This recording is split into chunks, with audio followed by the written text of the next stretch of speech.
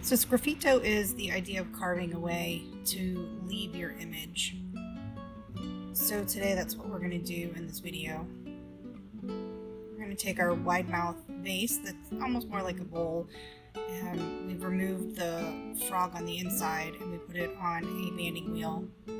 Just go ahead and put an even coat of underglaze.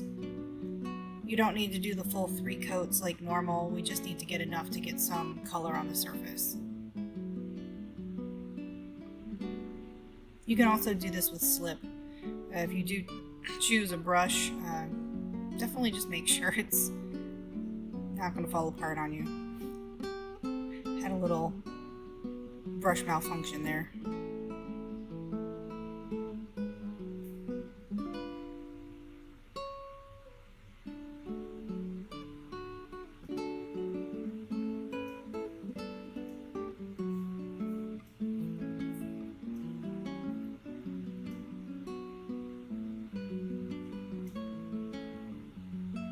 And I'm leaving the foot bare as a aesthetic choice.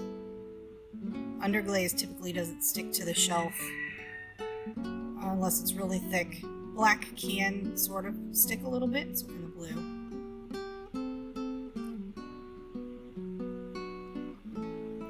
Okay, so we're going to put an even coat of the Forbes wax on the surface of our underglaze. It's going to help to protect the underglaze as we're carving, and it also gives us a place to draw with a Sharpie marker. You want to make sure that it's completely dry before you use the marker. So I kind of just drawn some stuff on some paper just so I can have a little idea of what to do.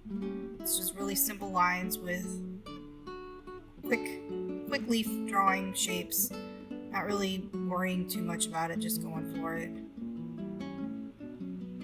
Where the Sharpie marker is will be left, so we're going to carve all the way around it. So even that little stem, we're going to carve around the stem.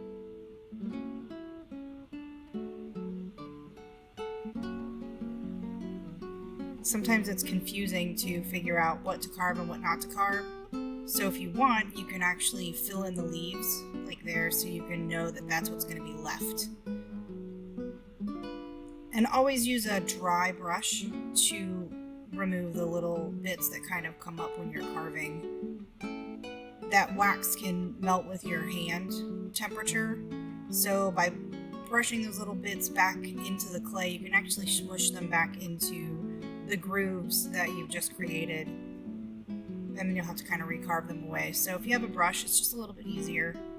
I know everybody's worried about clay dust.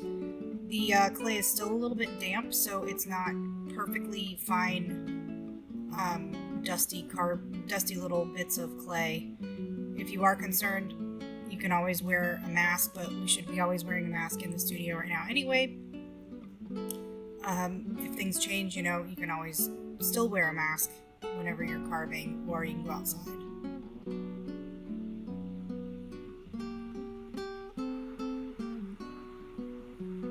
Now if your piece is bone dry, you should always wear a mask when carving. But if it's a little bit more damp, the clay particles don't really go airborne.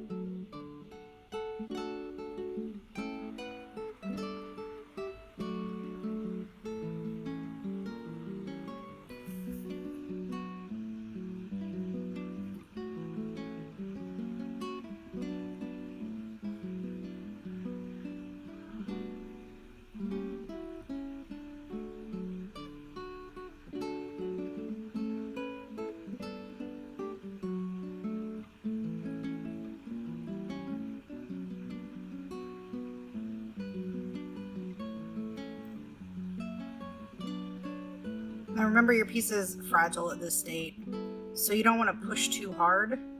You want to be very gentle in your pressure. And